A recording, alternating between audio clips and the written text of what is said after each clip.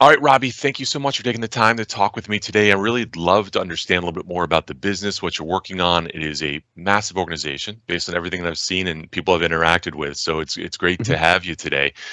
So yeah, let me know a little bit more about the organization. Sure. So we are, as you know, a games business. We operate on a kind of a decentralized studio model. So we have lots of studios around the world. We're headquartered in Hong Kong, but we do have studios in North and South America, across Europe, and across Asia and Australia. And our studios, for the most part, run quite independently. We've grown a lot by M&A because we've sought to find great teams and passionate founders and support them in their journey as part of our bigger organization. Oh, wonderful. So I know that you have organizations. Are you working with like the sandbox or do you have ownership of the sandbox in Uh, organizations so like that? so we're the majority shareholder of the Sandbox. So it was a business. The Sandbox was kind of it's one of those businesses where the product has overtaken the company. So we acquired a business called Pixel now about 5 years ago, and their flagship product was a 2D mobile game called the Sandbox. And so after the acquisition, we worked together with them to kind of try to help them realize their vision of making a 3D version of the Sandbox. And timing being what it was, the idea came up to do that on the blockchain, and I guess the rest is history. No, that's amazing. So how did you get involved in this space? So I got involved with, excuse me, with Animoca Brands originally because Yat, who is the co-founder of the business, and I have been personal friends for a very long time, since the 90s. Apologies, joking. Please And get emotional about this. yes, excuse me. So we've been friends for a very long time, and when he began in his sort of adventure in mobile gaming, I followed their progress for the first couple of years building games on the iOS App Store, and I thought this sounded really interesting. This was kind of a, culmination in terms of a product of everything I'd ever done before. So I spent time in telecoms, I spent time in the internet and the web, as well as in traditional media. And so mobile games seemed to be a blend of all of those different disciplines in a single product, and so that intrigued me. And so I joined the business about 10 years ago. And then halfway through my tenure there, we, in our never-ending quest for growth and new business and technology opportunities, we came upon blockchain.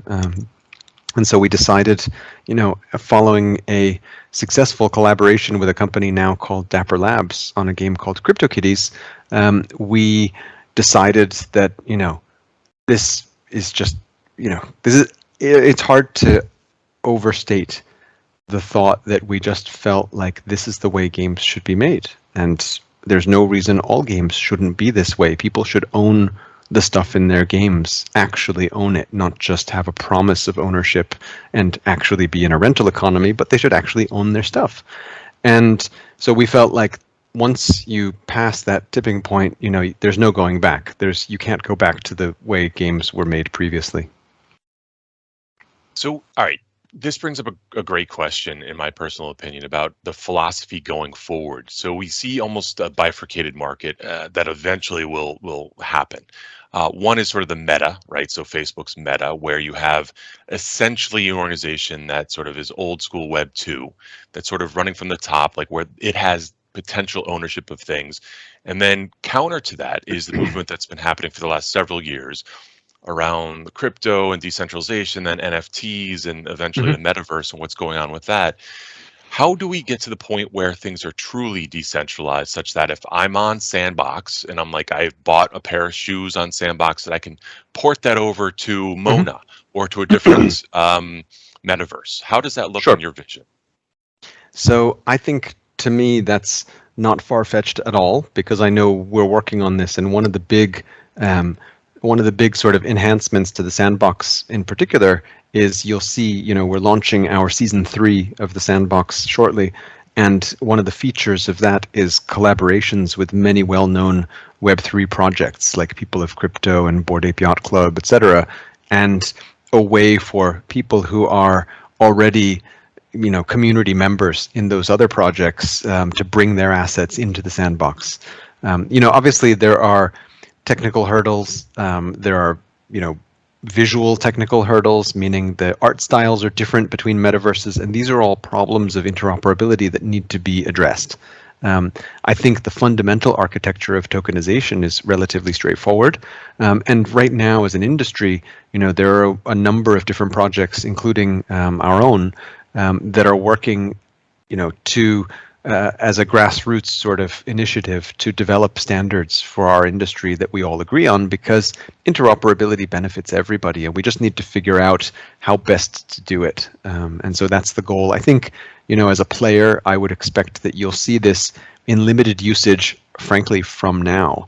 But in terms of mainstream interoperability usage, we're probably still 2 or 3 years out. I appreciate that perspective. It's something that I tend to grapple with in what's the future. I mean, if you see these large organizations that have had billions or whatever, almost $1 trillion, how do you go up against that in many respects? So one other tangent to what you sort of mentioned are chains. So it seems like for the most part, you all are generally all in with Ethereum.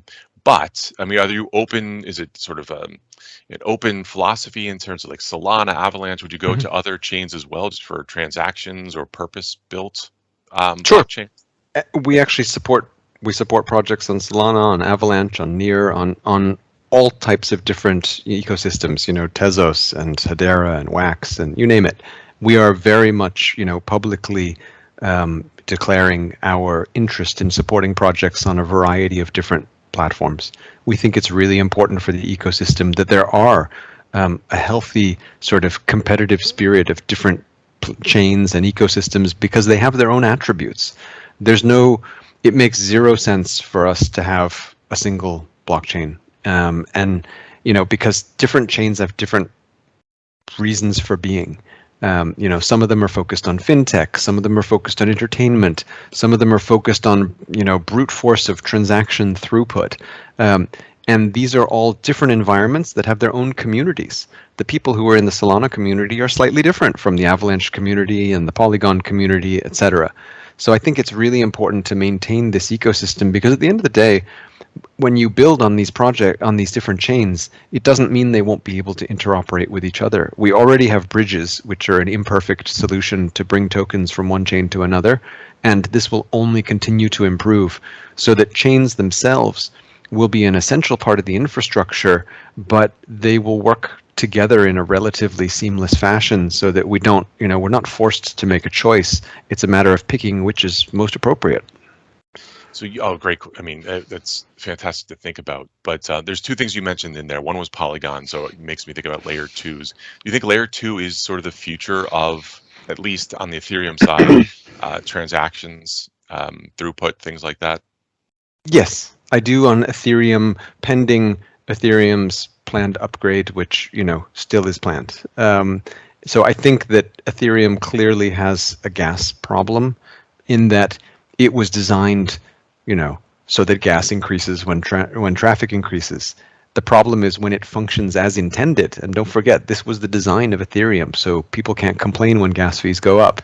It means it's more popular, and it's correcting itself, so to speak. But because we've now moved on from the original purpose of its creation, and users and developers have thought of all kinds of new use cases that were never imagined originally, it needs an upgrade to address those kind of issues. And I think layer 2s are providing that innovation. And the beauty of the blockchain and Web3 community is that you're free to go out and make a layer 2 scaling solution and make the whole community better by creating that solution. It doesn't make Ethereum any less valuable that there are layer 2s. It actually increases the value of Ethereum.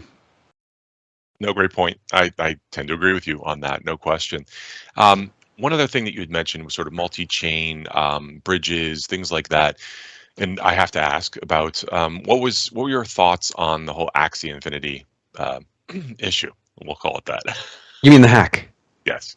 Okay, so I think the first thing, there are two things about the hack on Axie Infinity that are points of fact that I think are really important to note. One is that the team at Axie fully acknowledges, at Sky Mavis, fully acknowledges that they did not follow their own best practices in terms of security protocols.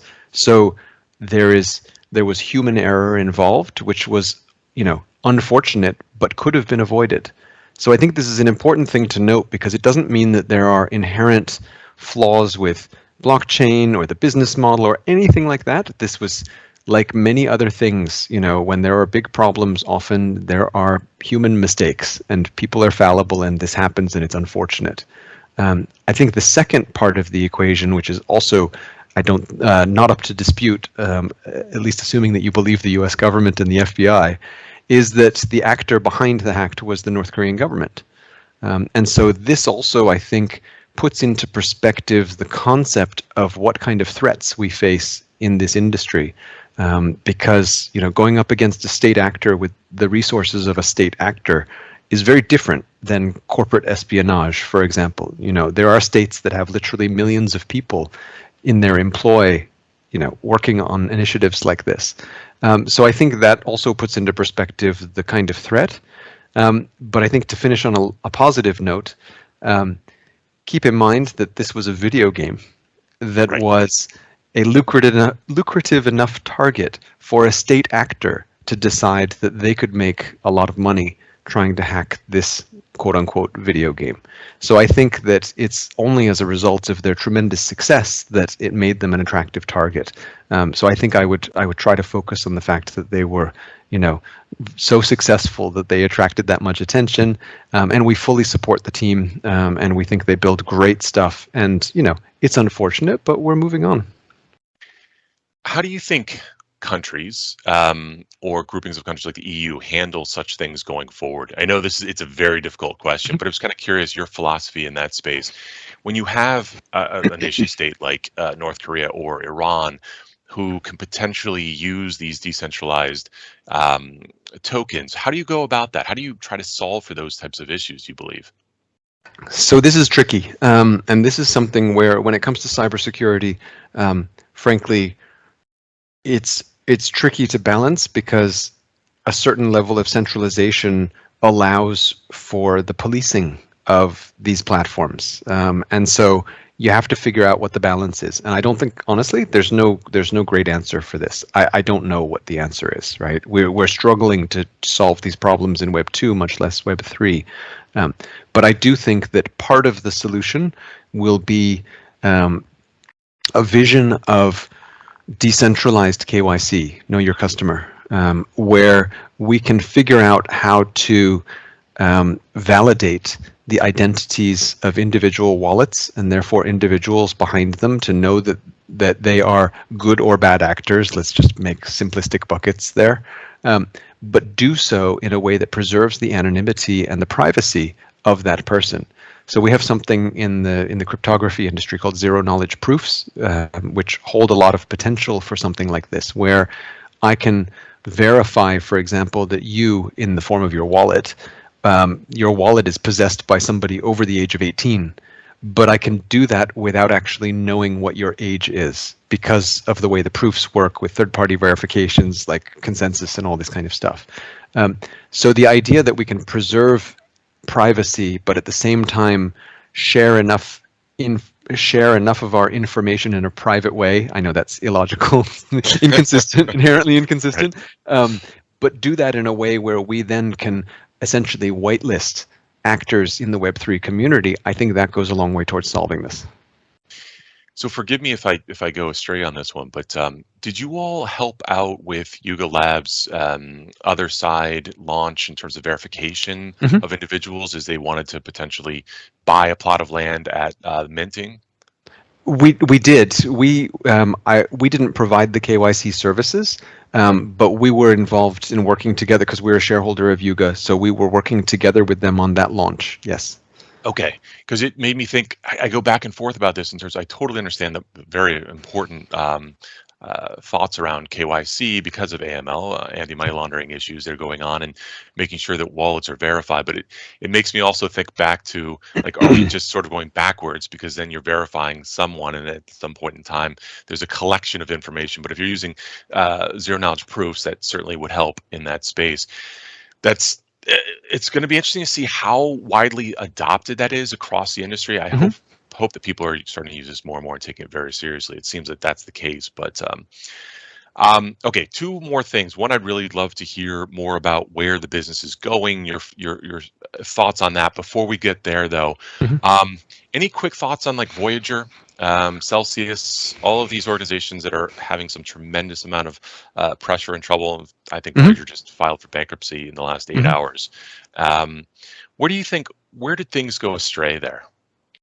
I think that unfortunately, in the fintech side of Web3, and this is particularly an acute problem in fintech, as opposed to entertainment where we spend most of our time. In fintech, I think what happened with, Terra and Luna and with Celsius and Three Arrows Capital, they're all different cases, but they're fundamentally around similar concepts where I think there are a lot of learnings from the financial services industry about risk management over the years, which some of those learnings were perhaps not followed or adhered to because I think people in these businesses either overlooked them or felt like because technology has moved on that maybe the same types of what are essentially economic risk problems wouldn't occur because of a technological solution. Okay, no, thank you. I appreciate that. Um, Do you feel like the play to earn model is here to stay, or do you think this is sort of a fad? For sure, it's here to stay. Do you think so? Yeah, without hesitation, because that's what everybody already does in a game anyway. You play to earn something. You play to earn a position on the leaderboard. You play to earn a reputation amongst your friends. The only difference in a Web3 game is that now, because you actually have, ownership rights over your digital stuff, there could be a residual monetary value associated with it. But otherwise, people are playing to earn all the time. It's no different.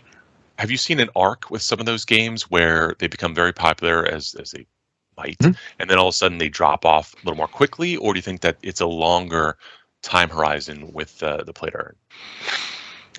I think it's a longer time horizon. I think it depends ultimately on the robustness of the experience because people have to enjoy the experience. Um, a play to earn experience is no different. Like if if you're trying to make a living in a game, let's say, it's no different than making a living in any other job.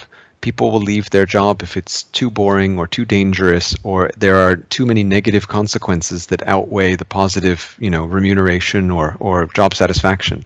And that those sort of soft aspects of work don't change just because it's a game. And so if the game is too repetitive and too boring, well, that's becomes akin to factory work, and Yeah. people leave factory work because of repetition and boredom.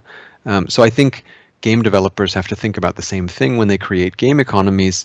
You need to keep people there, and the ability to earn, let's say, is a great retention tool, but it's not an ends in and of itself. Do you think it has a significant impact on developing countries around the world where individuals may have their phone and they have connectivity to the internet, but fairly modest lifestyles around that, outside of that? Do you think that this is really pushing those individuals into this space such that they can actually make significant or decent sums of money for themselves? Yes, I think that the way I see it, the play to earn game model is essentially piecework that people can do in their own time, similar to other aspects of the gig economy, where it's not necessarily your primary income, but the idea that the time you spend right now in social media is being monetized. The time you spend playing games is being monetized. It's just that you, the player, don't get any of that. And so what we do with Web3 is we return much of that to the players because they're the owners.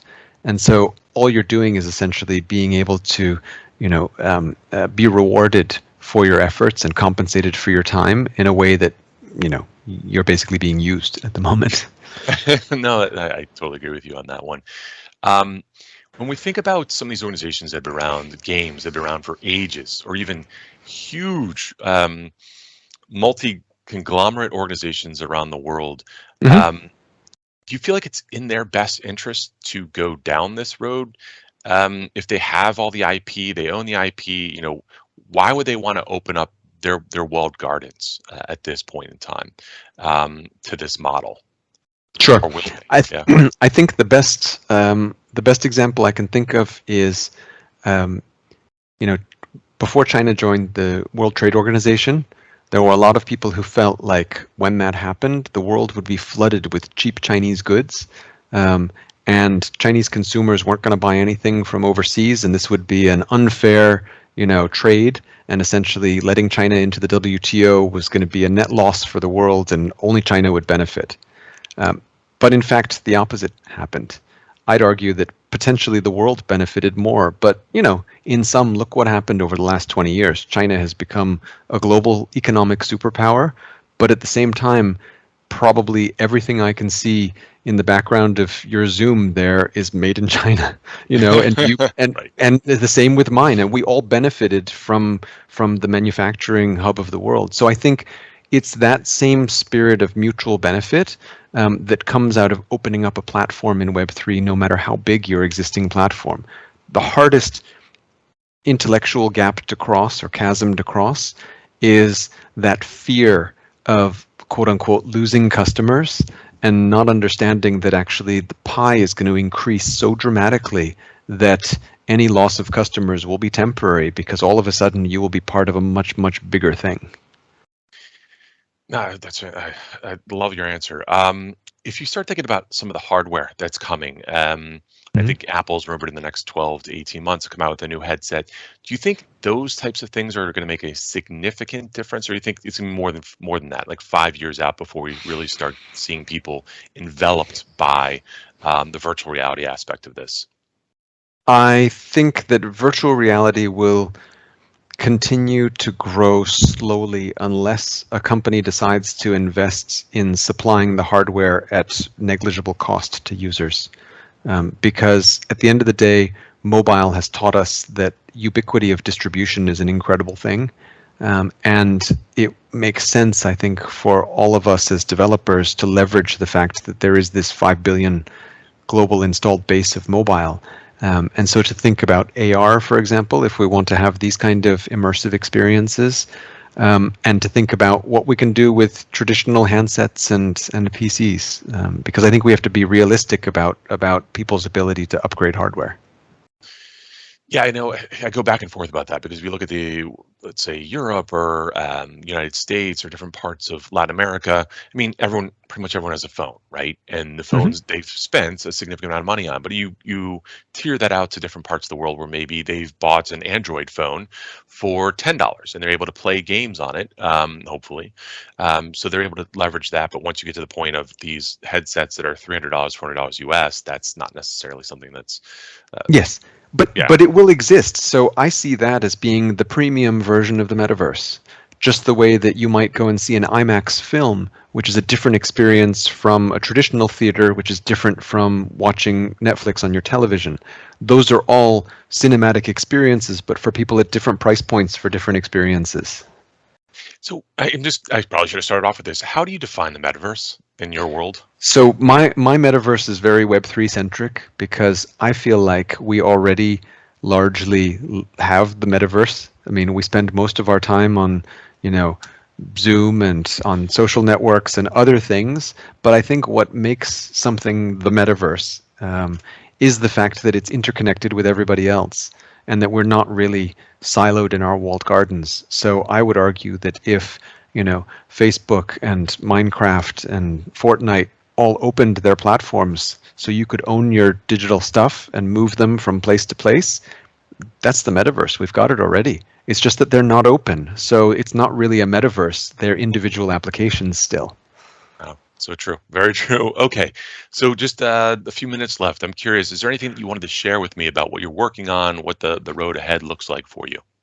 Sure. So I'm quite excited because we have two titles actually. At the end of the day, we are a game company, Yeah. and so we have two titles that are out at the moment in soft launch. One is called Phantom Galaxies, and the other one is called Life Beyond. And these come from studios that we acquired over the last year and a half. One Phantom Galaxies is from Blowfish in Australia, and Life Beyond is from Darewise in France. And these teams are serious AAA, game developers who are accustomed to making very, photorealistic, high fidelity, quality experiences in very deep gameplay. And I think that, that's a specific genre of gameplay, but it's something that we haven't seen much of in the blockchain space yet. And so I think that for players to be able to experience that type of gameplay, but through an ownership economy, I think might, help us convert a few skeptics, let's say. Fantastic. Wonderful. Well, hey, thank you so much. Anything else you wanted to mention? No, that's it. That's it. I just, I hope everybody comes aboard the Web3 train, because we think it's a great place to be. I concur. All right. Wonderful. Thank you so much, Robby. I really appreciate it. No problem. Great to chat with you, Joe.